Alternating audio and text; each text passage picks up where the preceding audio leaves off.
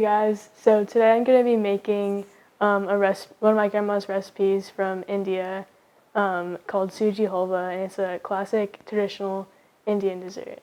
Alright, so first let's start with our suji. We're going to start the gas.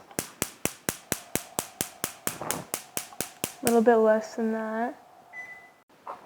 Pour it in. And then we're just going to sort of mix it around until it becomes light brown. Right now it's basically white.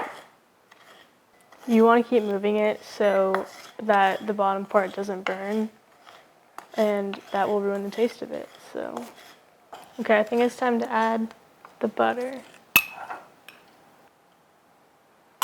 Now it's going to start to take its form and not just look like a bunch of grains.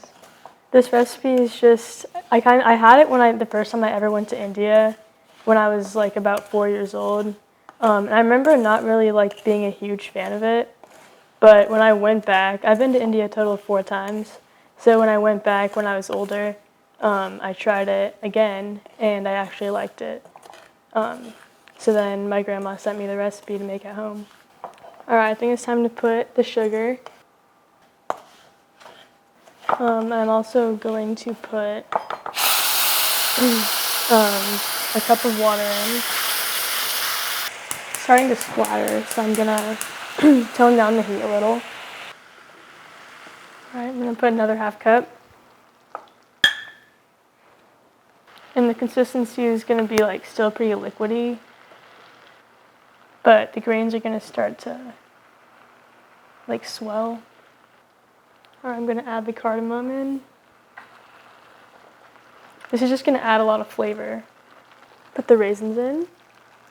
I poured out the water beforehand because you don't want more water than the 1.5 cups. So you're gonna want to stir until it's kind of like cake batter texture. So not liquidy at all.